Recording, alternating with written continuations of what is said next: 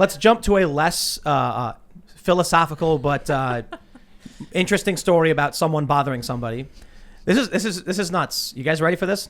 Oh, yeah. Nike sues rapper Lil Nas X over Satan shoes that have real blood in the soles. The shoes, which contain a drop of human blood in the sole, went on sale Monday for $1,018 per pair. They say the shoes are unofficial designs of Nike's trademark Air Max 97 design, though the shoe company said is not involved with the creation of the shoe. They contain a drop of human blood in the sole and went on sale Monday. Only 666 pairs were made available, and all were sold out shortly after going on sale. The shoes drew plenty of high-profile critics, including South Dakota Governor Kristi Noem and former Clemson University quarterback Trevor Lawrence. Our kids are being told that this kind of product is not only okay, it's exclusive, Noem tweeted. The artist responded by writing, "You're a whole governor, and you on here tweeting about some damn shoes. Do your job." Lil Nas X is not named as a defendant in Nike's lawsuit. Not named, interesting. Shortly after the lawsuit was announced, he posted a tweet showing a homeless Squidward from SpongeBob SquarePants begging for change. And it says, "Me after the Nike lawsuit." And there's a homeless Squidward. I thought that was funny. I thought that was funny. Kind of funny. Nike filed a trademark infringement and dilution complaint against MSCHF today related to Satan shoes. Quote, "We don't have further details to share on pending legal matters. However, we can tell you we do not have a relationship with Lil Nas X or Mischief. The Satan shoes were produced without Nike's approval or authorization, and Nike is in no way connected with this project." First of all, that tweet with the Squidward thing, that was legit. That was funny. How did he decide? Like, how was he able to make a Nike shoe without Nike's approval? That's just nuts. They're to me. customs. They're not actually by Nike. But isn't that infringement of some sort? Like, you would think, but it seems like there's a huge culture. I've been learning this the last 2 days because I'm in a Twitter war with Nas's fans right now, but I got ratioed to hell myself. But there's this like huge subculture of people who customize sneakers, and apparently it's a really big deal. And Nike normally doesn't enforce copyright, I guess, but because this one has caused so much blowback, I think they had no choice, really. I don't care about this shoe. I actually think it's kind of funny. He dripped blood in the shoes and then resold them? Is that what it is? I don't think it's his blood. I really want to know whose blood it is. That's kind of weird. Has said. That's so creepy. I mean, look, I think it's weird, but I think if somebody wants to make a weird shoe and sell it, and they like, oh, I'm saying, bleh. But whatever. It had the man, do your Nike thing. design on it, the logo? Yeah. Okay. My issue with it is not the troll game. Like, I respect his troll game. Yeah. He got me That's ratioed legit. real hard. Like, troll I got game's on point. ratioed to hell. Like, it was crazy. I have to give him props for that, at least. Troll respects troll, I guess. Yeah.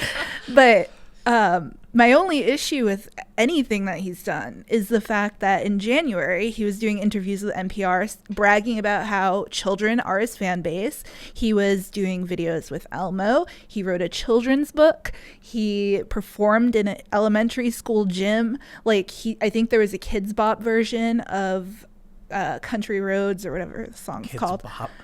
I mean, he really went out of his way to market to children, which is a smart thing to do because children are a huge consumer base and parents are going to spend money on their kids all the time. And it's smart. I think I'm glad he did. But the problem is you can't brand yourself. I mean, I think that the lyrics to Old Town Road are questionable anyway, and parents probably shouldn't have been letting their kids listen to it.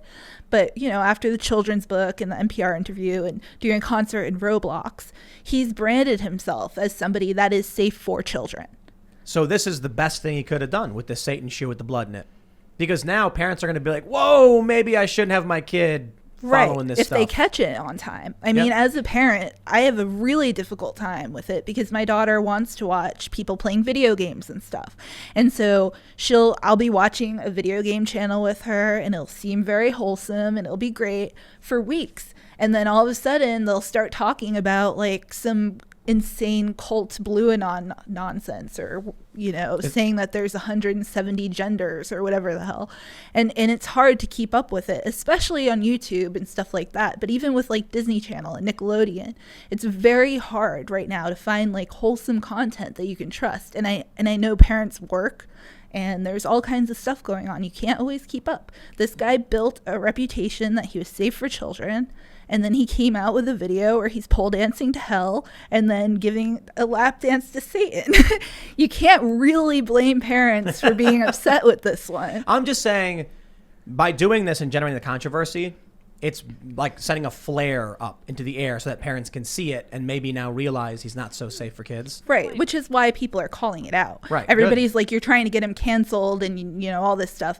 And first it's like, yeah, kind of, because like I firmly believe that we should be canceling the left back. But also it's more about making sure that parents see it. You want parents to know not to let their kids watch this. And so by putting articles up on Gateway Pundit that are getting, you know, hundreds of thousands of views, maybe some parents will be like, oh crap, my kid really likes this, I better watch out. Absolutely. And I think that's important. It kind of reminds me of, I think it's a Family Guy joke where they give, you know, one of the kids like Stewie a children's video on YouTube and they're like, hi kids, let's learn the ABCs. And then like the parent walks away and they're like, ABC. All right, are your parents gone? Good. Go into mommy's purse, get her credit card. Yeah, now I go to this remember that. website. Yeah. It's like, are they gone? All right, let's do this. There's a lot of jokes like that.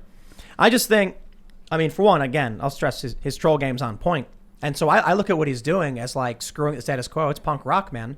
And I was thinking about that, like, where's the, you know, we talked about Eminem's song "Cancel Me" or something, I think it's called. I don't know. Without Me? No. It's like a new one. Like they're trying to cancel me. I think he's so dorky. Yeah, That's it's not for very sure. good. But low energy. we talked about that song "Without Me." You guys remember that song? I love that song. From like That's not what it's 2002. called, I don't remember. The whole song Real makes Slim no Shady. sense. Yeah. Oh, right. No, "Without Me" Took is me not a the minute. real Slim Shady. That's Oh, a I different thought song. it was, yeah. It's called "Without Me." Yeah. And the whole song is about cultural references at the time. He's literally just talking smack and being extremely offensive. I don't think anybody would make anything like that and popularize it on TV or in movies the way they did, because he literally makes disparaging remarks about Christina Aguilera, you know, surfacing to guys from that era in the song, and that song's got 1 billion views. I'm just thinking about this stuff, like, where are the people who are like, I'm going to screw with the system to like my utmost, like to the maximum possible level, and just tell everyone to go shove it, you can't do anything about it. You know? I mean, this isn't new, though. We had Marilyn Manson. We've had all this stuff Right. before. It's not new. It's just the a kids only thing. thing that's different is, yeah, this is literally 2 months ago. It's not like we're talking about like Miley Cyrus, where she was a child star and then grew up and started making content that was more geared for adults. I know people still get mad about that, but that bothers me less. This was literally in January. He's putting out children's books. He's going on NPR talking about how he wants to appeal to children, or how he likes that he appeals to children. And it was a marketing strategy. Children are a huge product consumer base. Like what? How old of children? I mean, the average age for a Roblox concert is under 13. Wow. Like the average Roblox user is under 13. My daughter uses it all the time. He did a video with Elmo. I mean, that's geared Well, towards toddlers. Sesame Street went like full on racist Oh, yeah. apparently anyway. So Elmo got to learn about why Martin Luther King Jr. was wrong in one of the weirdest segments I've ever seen Sesame Street do. It's amazing. Tell me. Yeah, so Sesame Street introduces 2 new black puppets, ABCs of racial literacy. And apparently these characters are saying like the color of their skin is a very important aspect of who they are. All right, fine. I'm being a bit hyperbolic when I say they learn about why Martin Luther King was wrong. That's not literally what they're saying. I'm sure Martin Luther King Jr. thought there was relevancy to the color of skin because of racism. They say, first revealed on March 24th by Sesame Workshop, the nonprofit organization responsible for the long-running children's show production, ABCs of Racial Literacy resource, is designed to help families celebrate their own unique identities and answer children's tough questions about race and racism. Apparently in this like Sesame Street segment, he asks them why they're like black, and they explain their race and all that stuff. The issue I take with it is that while I certainly think color blindness as a general term is probably not a good thing, we do want to recognize racism exists and that people are treated poorly. You want to treat people as equals without consideration of their race. The problem is, I guess, many people are saying, no, you should give me positive discrimination because of past discrimination. That's Ibram X. Kendi's like thought process. So sure, this dude's doing videos with Elmo. I'm not sure Elmo is something people want to have their kids watch. But you know what happens? I bet a lot of millennial parents are like, I used to watch Sesame Street. You should watch Sesame Street too. And their kid comes in one day, and like a 7-year-old goes to their mom and starts preaching about racial segregation. And the mom's going to be like, what? I Maybe you mean, should this have paid just attention. happened to me like recently, and it's shocking. Like I am almost a helicopter parent about what my daughter sees, what she does on the internet. I don't allow her to be on the internet if I'm not in the room. Like I am kind of a bit much about this. But I was watching, we went on vacation. We don't have cable at my house. We just watch like streaming services. But we were on vacation. We were in the hotel room and I put on the Disney Channel. And we were just watching a show that we've watched a million times, old show. So it's not, over the top. But a commercial came on talking about like the impeachment and how he's not just because he was found not guilty doesn't mean he didn't do something wrong. And then Black Lives Matter commercials and all this stuff. And I'm sitting there, I'm like, when I was little, Disney was wholesome as heck. Like, and so I implicitly, like, I trust Disney Channel and Nickelodeon and stuff, because when I was a kid, it was like people getting slimed and stuff. They weren't talking about politics. They weren't talking about this stuff. Wow. When I was a kid, all that stuff I wanted to do the opposite of. You know what I mean? Like when we would see those commercials about like, well, at least maybe it's growing up in the south side of Chicago, where they're like, stay out of gangs, kids, and don't do drugs. Like all of my friends were like, I think I'm going to go do those things. What are those? Yeah, what are those? Yeah, apparently there was like, I guess in some instances, the DARE program, which was telling kids not to do drugs, just taught them how to do drugs. It was like, don't put it in your mouth and light it with a lighter and then suck it in. Don't do that. Don't inhale afterwards. Yeah. So we just watched Man of the Year, just like as an aside real quick. Have you seen Man of the Year? No. From 2006, Robin Williams. So Andreas was telling us, he's a dude who hangs out here. He was telling us that there's a scene where Robin Williams says Kofifi over and over again. He doesn't, but we watched the film. It's about a media personality who's supposed to be like Jon Stewart. And people are like, why don't you run for president? He does. And then he wins. It's the craziest thing. You got to watch it. You got to see this movie. You know why? You know why you got to watch it? No. It was like watching someone predict Donald Trump. Robin Williams plays a misogynistic, anti-Semitic comedian. And I don't mean that in the literal sense. I mean that at the time, that comedy was considered appropriate and good, and everyone loved it on the left. So when he makes jokes about women and Jews and illegal aliens, everyone's laughing. And so he actually gets like 10% in the polls. There's one scene where basically he's debating the other two presidents because his poll numbers were so well. And then he's like, they want to add a constitutional amendment saying you can't burn the American flag. It's a distraction because 4 million illegal aliens just crossed our border. Robin Williams said that. Wow. And I was like, this is crazy. And then he ends up winning. I'm going to spoil the movie. It's 20 years old. But he ends up winning because of a computer glitch. So new electronic voting machines are brought in. And there's a glitch which causes him to win. It's the weirdest thing ever, just like watching this movie. Now, the craziest thing about it is it ends with, like, he wins the presidency. Then it ends with him realizing he didn't really win. He goes on Saturday Night Live and he's like, the establishment should be in charge. We should allow the political elites who have no allegiance to the American people. But, like, he says it seriously.